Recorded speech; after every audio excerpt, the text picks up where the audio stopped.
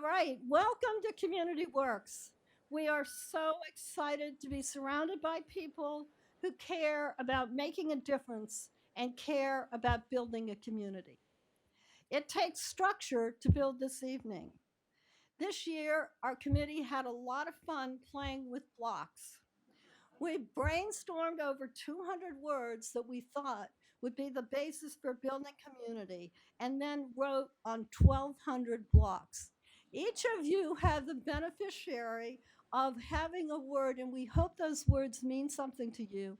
And if you don't like it and it doesn't fit, like I had the word patience, which I had to trite away because that is not one of my characteristics. Um, and so we hope that these words would lead to meaningful conversations that we can build on. We deliberately chose blocks to represent some core concepts that it takes many different sizes, shapes, and colors to build community. Two, that these differences enhance what we can accomplish and that we need to expand our structures to utilize the wide range of talents, ability, and diversity. Please feel free. Usually, you're not taught in school to copy somebody, but please, it is not cheating to copy any of the activities that we created for this evening. And we also came up with other ideas of how to use blocks as a meaningful way to have conversations or to even symbolize the values of your organization. Tonight, we also hope to structure connecting with others by encouraging you to sit next to someone you don't know and share. How are we ever going to work together if we only sit with people we know? We need to seek out differences and connect in a meaningful way. Talking about your organization and all the good you're doing, it's not bragging. It's really important. Because if we don't tell the stories of good and what we're trying to do, who is going to know? Really and truly, please do not be afraid of telling all the wonderful things because we are almost invisible. And that really is going to hurt our capacity to build community and work together. Finally, a huge thank you to our amazing community work volunteers. This is all volunteer run everything. And probably we have over 100 volunteers here tonight.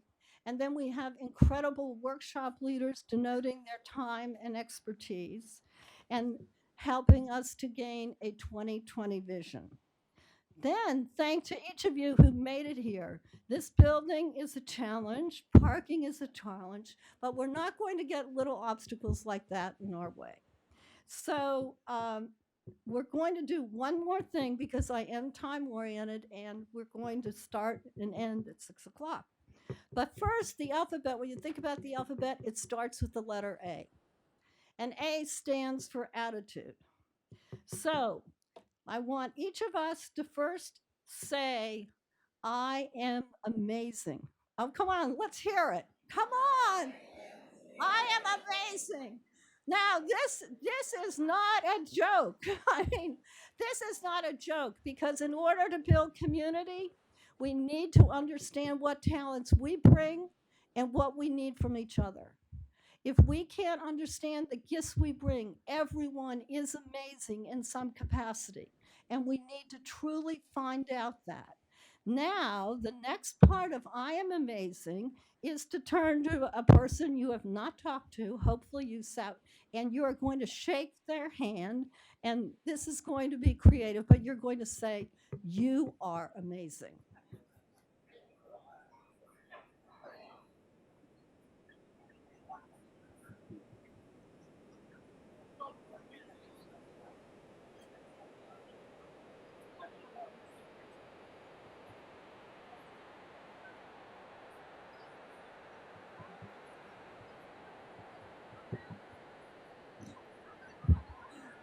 So, so, so now So now, do you see the transformational energy that can happen if we approach each person as if they are amazing. And when we approach them with the concept that you are amazing, one time at these I had everybody write down where they're amazing, but we don't have time tonight. But it's our obligation that we bring certain skills. You approach people as if they're amazing, and then together we're going to do. We are all amazing. Let's go. We are all amazing. Because the transformation goes from I bring something, I acknowledge the gifts you bring, and together we can build better communities. So thank you for coming, and it's now my deep pleasure to introduce Shirley Satterfield, who will introduce our keynote speaker. Thank you. Have a great evening.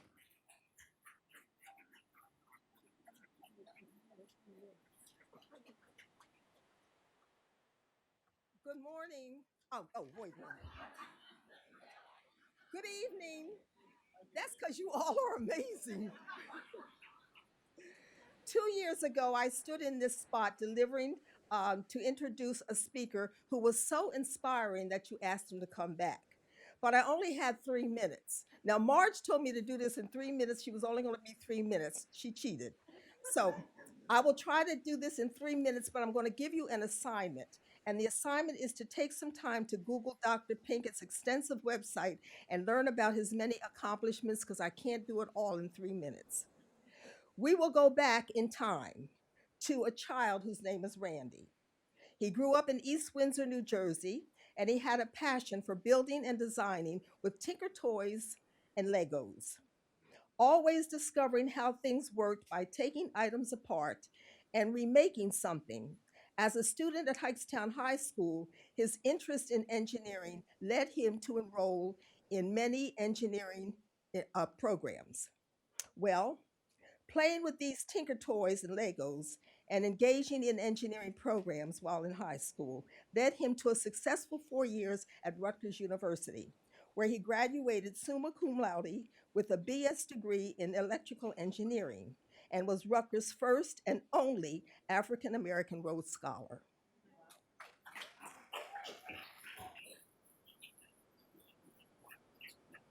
We go back to Randy's school days, and it is goodbye to the Tinker Toys and Legos, now an interest in computers. He may have been the first in his neighborhood to own a Commodore 64 computer. Why is it a newfounded passion important? Because of his educational development. Well, you heard that he was a Rhodes Scholar. With this status, Randall studied at Oxford University in England, where he earned a Master of Science degree in computer science. That old Commodore 64 may have sparked his interest in computers. Back to his younger years, Randy is now interested in having his own business. So he would gather toys that he had no longer played with, looked around the household for items, and asked neighbors for things that they no longer wanted. He would set up a stand and sell his wares. When he sold so many household items, his mother stated that she would ask him for half of his profit. And speaking of his mother, I would like to introduce a lady that has always stood by and supported her two sons, Mrs. Eleanor Pinkett.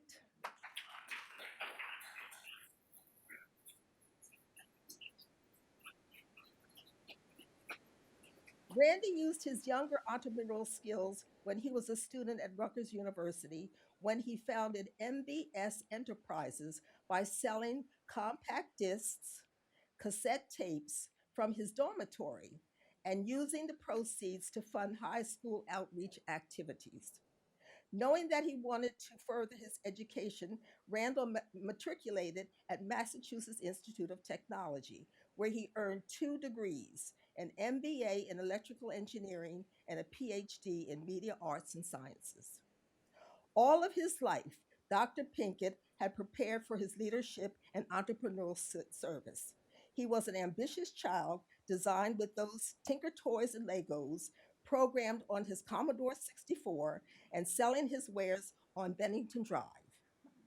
He is now worldwide renowned and the founder and CEO of BCT Partners, a multi-million dollar research consulting, training, technology, and analytic firm based in Newark, New Jersey. An author of 4 widely read books, a business consultant, motivational speaker, and the nicest, most caring, and encouraging man who knows the meaning of giving back, supporting, mentoring, teaching, and believing in a higher power. He lives by the statement, for those to whom much is given, much is expected, and aspires to live according to 7 F's: faith, family, friends, fellowship, funds, fitness, and finance. Since his early years, I'm very proud to know him as Randy, Randal, and Dr. Pinkett. And now, on behalf of Community Works, I am pleased and honored to again welcome the renowned Dr. Randal Pinkett.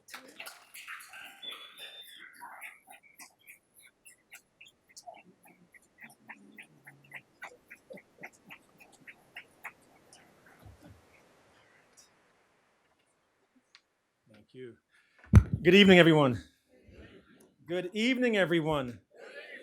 All right, let me begin while I get set up in giving you one data point that was not mentioned in the introduction, and that is that the woman who just graced this microphone was my high school guidance counselor.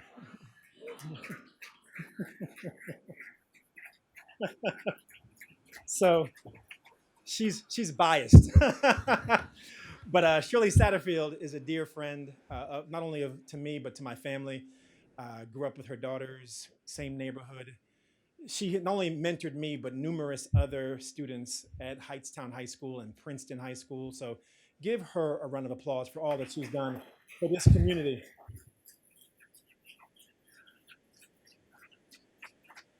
And to Marge Smith, the founder of Princeton Community Works, and to everyone who's gathered here for this conference. I want to thank you for coming out. Thank you for the positive response to my last presentation 2 years ago, which apparently led them to decide to bring me back. How many of you were here 2 years ago? Show of hands.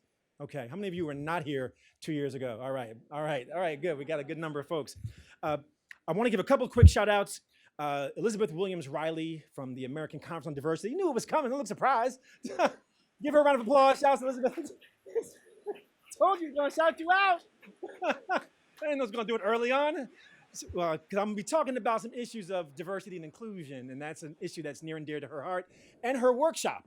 So if you want to learn more, certainly check out Elizabeth's session.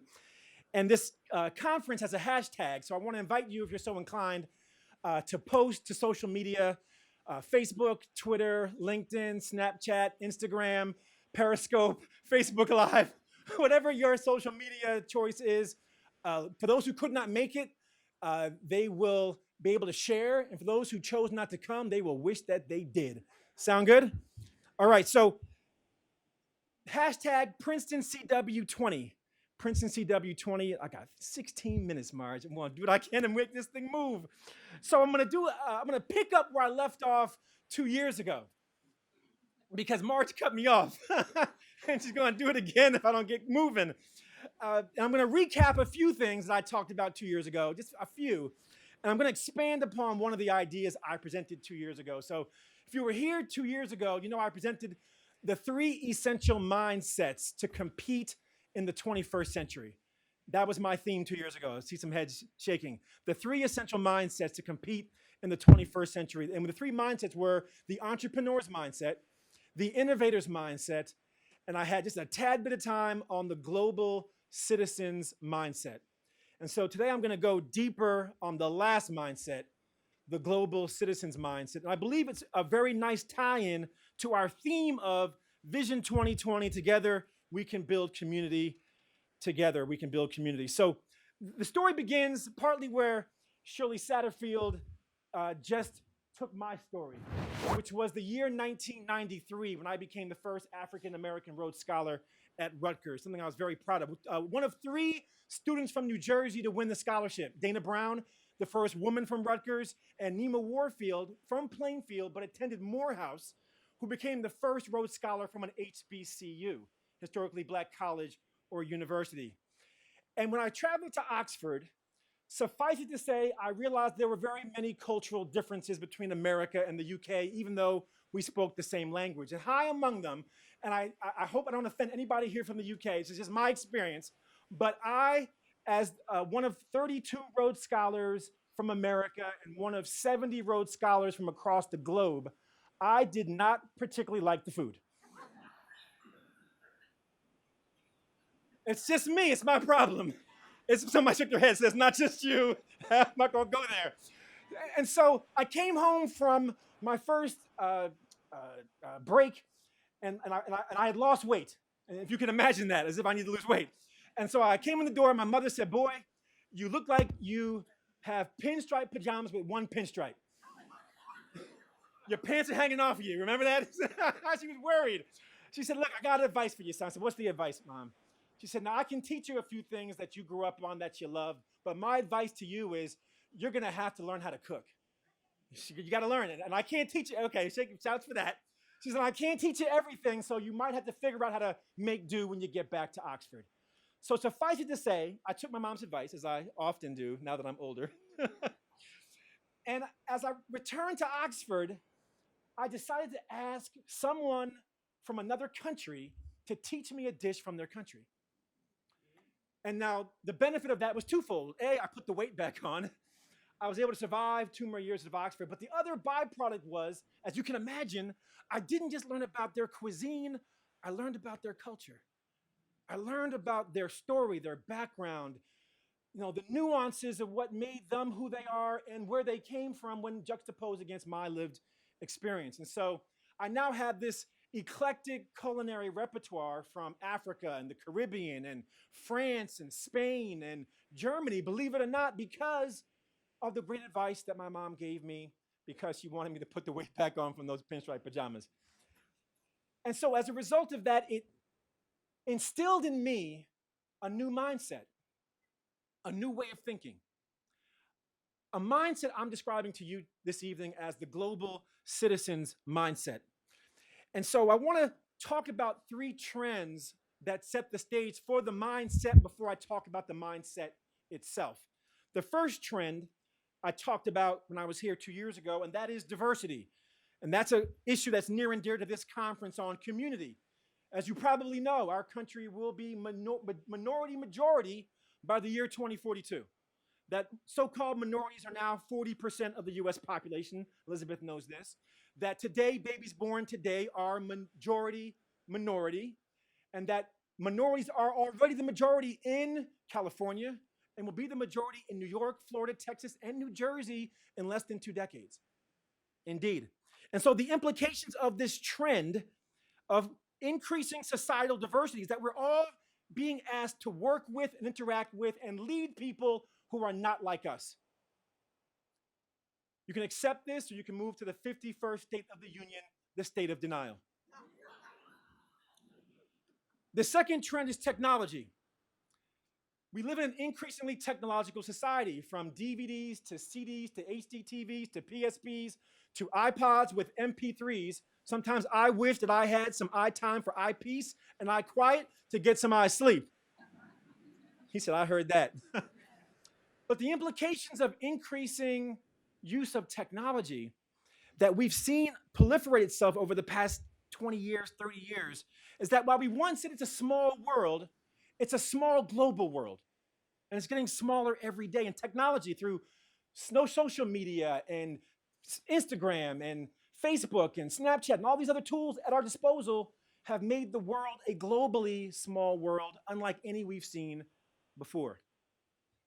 The implications of this is that because we live in this globally connected society, you can either see this driver as a challenge, the connectedness, or as an opportunity. I see it as an opportunity. Third and finally, and I talked about this 2 years ago as well, I believe that the third trend that I'm going to talk about and keep it moving is that I believe the third trend is the state of our democracy. The state of our democracy. That I believe the single greatest threat to our democracy are the growing divides in our society. Period. That is the growing divide between the haves and the have-nots. between the wealthy and the poor, between the rich and the rest, between young and old, black and white, LGBTQ and straight, Democrats and Republicans, agnostics and believers, Fox News versus MSNBC and CNN, and perhaps the longest standing, deepest divide that's tearing our country apart, iPhone versus Android. It's killing us. But in her TED Talk, a Turkish storyteller, Elif Shafak, reminded me that we are all born into a certain social or cultural circle, that we're all born into a certain family, race, ethnicity, class, and nation. But if we have no connection whatsoever with the worlds beyond the one we take for granted, we can suffer the equivalent of a social and cultural death. Our society is increasingly becoming comprised of what I call communities of the like-minded. And the danger of these communities of the like-minded is that we can surround ourselves with people who are like us, who reflect our identity, associate with others who are like us. And as a result, because there's nothing wrong with that per se, but as a result, we become more prone to casting stereotypes and projections and assumptions onto those who are not like us, who are not in our community of the like-minded, who are not in the communities to which we belong. The irony is, as our country continues to diversify, all we seem to do is drive deeper into our communities of the like-minded, which undermines Princeton's greatest asset, undermines America's greatest asset, its cultural diversity, and only exacerbates Princeton's greatest liability, America's greatest liability, our cultural ignorance. In the absence of real dialogue like what you just experienced for your activity, and what will be happening at this conference, in the absence of real dialogue and real interactions and real understanding, to break down the walls that separate us, our inequities will exist because our ignorance will persist. So the solution doesn't lie in blacks learning more about whites or Hispanics learning more about blacks or whites learning more about Hispanics, but rather all of us learning more about each other. And it means embracing the global citizen's mindset, a mindset that sees diversity as something to be valued, sees a technology-enabled small global world as something to be explored, and sees the growing divides in our society as something to be bridged, or we don't know how we will unring the bell that's currently ringing. And I believe, as it relates to these bridges that must be built, if you are not part of the solution, you're part of the problem. You're part of the problem. And so when we say Vision 2020, together we can build community, we have to embody this mindset of being a global citizen, being a Princeton citizen, being a New Jersey citizen. And what does that mean? It means building meaningful, productive, mutually supportive relationships that are global, diverse, and bridge building. Global, diverse, and bridge building. Operative words being those. That when you're a global citizen, a Princeton citizen, you're building real relationships with real people who are not like you, don't look like you, don't come from where you come from, don't speak your languages, don't eat the foods that you eat, even if you don't like them. The foods, that is, the foods. So I believe the arguments for leveraging diversity and inclusion have been made very clear from an organizational standpoint. That is, when organizations, corporations articulate their commitment to diversity, they say things like it will generate the best ideas or foster innovation and build great teams and help us to understand the communities in which we do business. And all of that is true. Studies have shown that diverse corporations can deliver bottom line financial results with increased gender diversity or increased ethnic diversity. It's been studied over and over again. I'm sure Elizabeth will give voice to that. But what's the argument for diversity and inclusion from a personal perspective? Like, what's the argument for you as an individual to care and to be committed to the principles of diversity and inclusion? Why should you care? When we think about this individual argument, I believe that it has been not as well articulated that when you have more diversity and inclusion in your life, you generate your best ideas. You're a part of great teams. You understand the different cultures in which you operate and do business and serve communities. And in fact, studies have also shown over and over again that people who have more diverse relationships, more inclusive behaviors, have better promotions, have higher incomes, and have better evaluations on their jobs, if you want to get quantitative about it. Similarly, I believe that those same people who have more inclusive and diverse relationships have a richer human experience, more edifying relationships, and a more balanced worldview, making them better global citizens. So I'm not suggesting you have to have the most diverse relationships. I am here to challenge you, Princeton, to have diversity in your relationships. And so that leads to two questions as I segue and begin to wrap up for Marge. The question is, do you embody the global citizens mindset of global diverse and bridge building in your relationship building? That's for you to answer. Second is, how do you make this mindset practical? That's for me to answer. So let me close out with some practical recommendations for you. I want to talk about this concept of cultural proficiency. We talk a lot about cultural competence, but the definition of proficiency is expert competence. So I want to raise the bar for you as leaders, that I don't just want you to be culturally competent, I want you to be culturally proficient, an expert competence. That means four things: raising your cultural awareness, building your cultural knowledge, developing cultural skills, and challenging yourself to have cultural encounters. Let me go through all four of those real quick, and then stand up, speak up, sit down, and shut up. Here we go. Cultural awareness. It begins with introspection, understanding how you experience the world, raising your awareness of where lie your biases. Where lie your biases? And in fact, that is about exploration and introspection. In fact, let me do two quick exercises along those lines. I want you to look at this slide right here. Come to your own determination of which table do you think is longer and which table do you think is wider? Show of hands. Who says the left is longer? Left is longer. Who says the right is wider?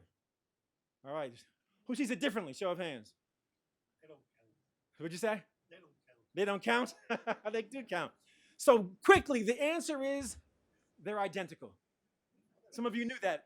Half because you saw it before, the other half because you looked really closely. So let me just prove it to you. I'm going to separate them. I'm going to rotate the one on the left. I'm going to gray them out, and I'm going to overlay them. Exactly the same. Now, the better question is, why do they look different? Now, I've done this 1,000 times. They still look different to me, right? The reason they look different is because you have a bias for 3 dimensions. You've lived your life in a 3-dimensional world. You've become accustomed to a 3-dimensional world. When you see a 2-dimensional object, you project it automatically. It's a hardwire, also known as a bias. You project it into a 3-dimensional space, and therefore your perspective, your angle, the shading of the legs all impact what you think you see. The lesson is things aren't always as they appear. Second and last exercise, I'm going to ask you to get into my classroom for a moment. I'm going to ask you in a moment to read the colors of the letters in each box in unison. I'm going to ask you in a moment to say blue, yellow, orange, green, purple, blue, yellow, orange, green, purple, blue, yellow, orange, green, and purple. Can we do that? All right, on 3. Here we go. 3, 2, 1, go.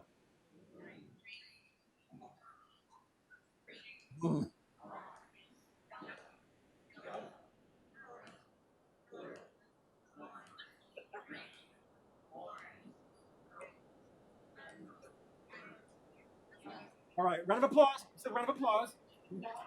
Hold on. So we're going to do it again. I want to level set. We're going to call that purple. We're going to call that blue. All right? Just a level set. Just a level set. All right. I'm going to go a little faster because Marge wants me to. So follow me really quickly on the count of 3. 1, 2, 3.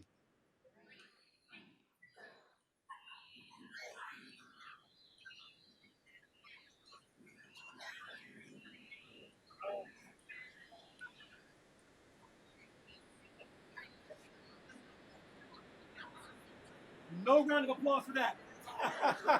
Was it harder? Of course it was. Now, why was it harder? Because you have a bias. You have a bias for reading letters. You've lived your entire literate life reading letters whenever you see them. Stop sign, book, magazine, take your pick.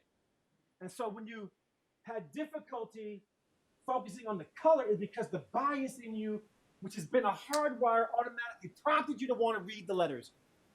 That's what made it difficult. The lesson here is that your unconscious mind is always at work. So let me tie this together.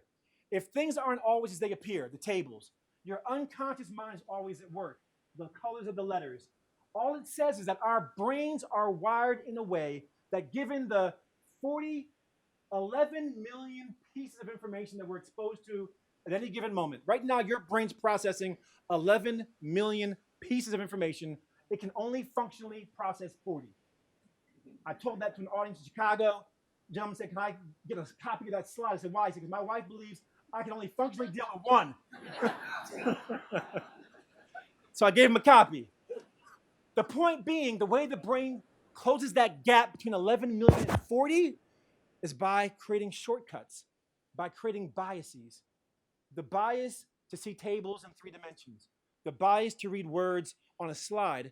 And so I say all that to say, if you didn't know before you walked in the room that you have biases, if you don't know, now you know. That was Biggie, that's right. And you heard it on the Senate floor too. And so one of the best ways to reduce bias is to interact with people who are not like you. People who have more diverse relationships have less bias. So if you want to overcome your unconscious and your conscious biases, for that matter, diversity and inclusion is the way. If you want to learn more about this issue of implicit bias, unconscious bias, first go to Elizabeth's session. Second, go to implicit.harvard.edu. You can take a test that will measure your biases. Race, gender, religion, ethnicity, sexual orientation, the list goes on. It's a battery of these tests called implicit association tests. I encourage you to take them to raise your awareness of your biases. 2 other books to read, Blind Spot by Dr. Banaji and Greenwald out of Harvard, and then Blink, which talks about the unconscious ways that we live our lives. The unconscious ways we choose our friends, the unconscious ways we choose our spouses, our life partners, who we date, who we marry, our significant others. In fact, somebody here might be thinking back to somebody they dated, thinking, I must have been unconscious when I made that decision. Somebody waved their hand. And so that's awareness. Quickly, cultural knowledge means how are you building your knowledge of different cultures? What books are you reading? What magazines? What websites? What articles? What research are you taking in that give you a broader perspective of different cultures? A great book to learn about culture, right here, Riding the Waves of Culture. To learn more about how to be more culturally ambidextrous and how you navigate. I'll come back to that idea in a moment. If you want slides, email me. We'll get that in a moment. Next, cultural skills. There's lots of courses out there to build your cultural skills. Cross-cultural negotiation, cross-cultural communication, cross-cultural conflict resolution. Get a course on how to navigate culture. Business schools teach it. They don't call it diversity and inclusion. They call it global business skills. So not only challenge yourself to do that, because the importance of building your cultural skills gives you the ability to navigate an increasingly complex web of considerations to be an effective leader in a diverse community, a diverse city, a diverse state, and a diverse globe. And then lastly, cultural encounters is my favorite one because it's the easiest and most powerful.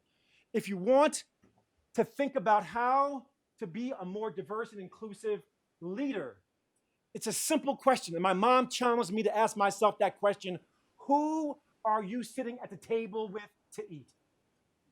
Like, that's the metaphor. Who are you doing breakfast with, lunch with, dinner with? Who is at the table when you eat? Like, that was the message that she gave me. That's the lesson I took from my experience. And so the last thing I'll say is, we're proud at my firm, BCT, that we have just launched a virtual reality solution for mitigating unconscious bias.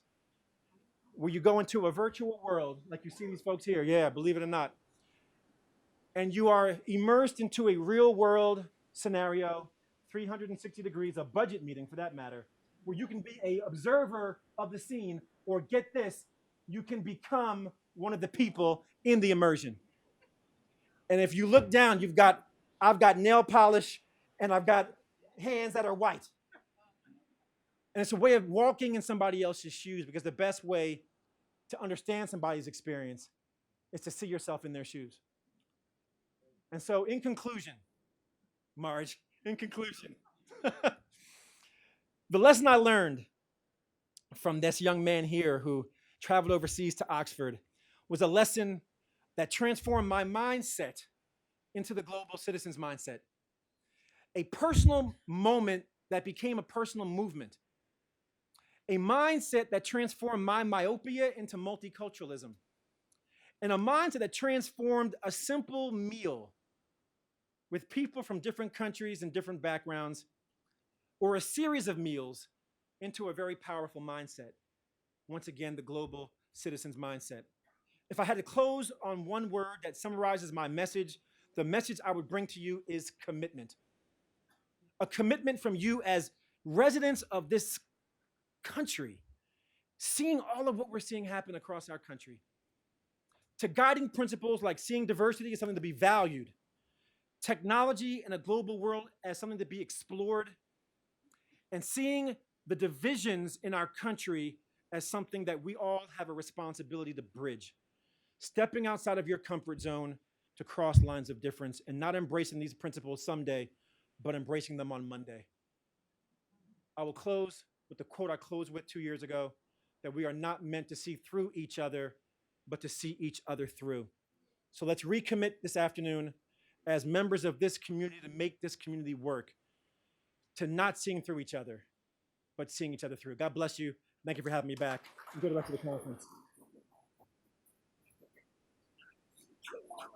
607, is that okay? He is amazing, right? Please, everyone now go upstairs and you get your dinner, and then sit next to somebody you do not know. So you get to experience other people and other cultures. Go forth.